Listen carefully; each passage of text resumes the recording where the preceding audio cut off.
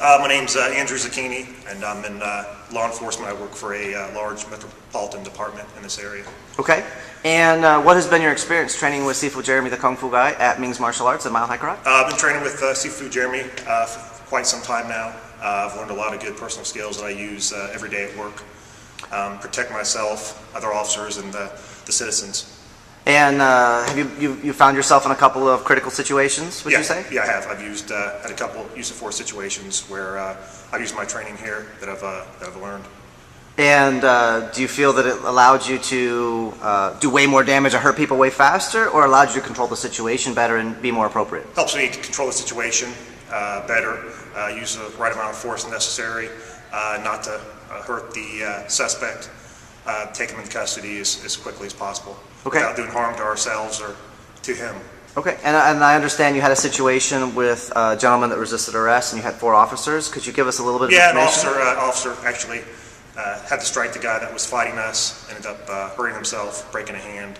I used the training that I've learned here, and got the guy in custody without hurting him or hurting any other officers. Now, in that situation, you shared a little bit with me previously. The gentleman that was in question was fairly large and fairly strong. Yes.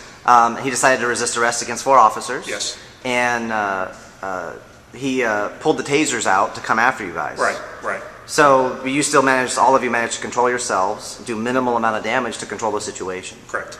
And that's really part of the training, is to recognize the reality of what we're dealing with. Yes. As an officer, we have to be aware of proper use of force. Yes. It's not just someone talk trash and pound them. So for an officer, this is beneficial. Would you say this would be beneficial for civilians? Oh, definitely. Probably a lot more for civilians also. I've got a use of force policy. I've got to adhere by.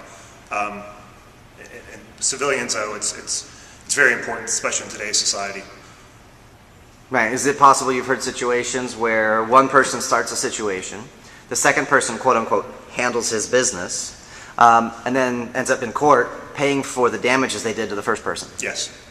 And does that seem right to you, or is that just kind of, that's just the way of the world? No, doesn't seem right.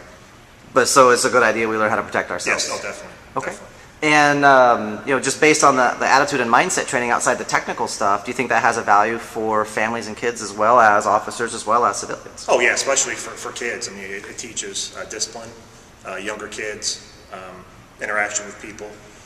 With families, it's good for families because the whole family can get involved as well. They can do stuff with their kids.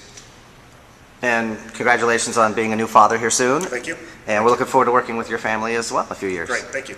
Okay, so Andy, thank you for your time and energy, and we appreciate your service to the community. All right, thank you. Thank you.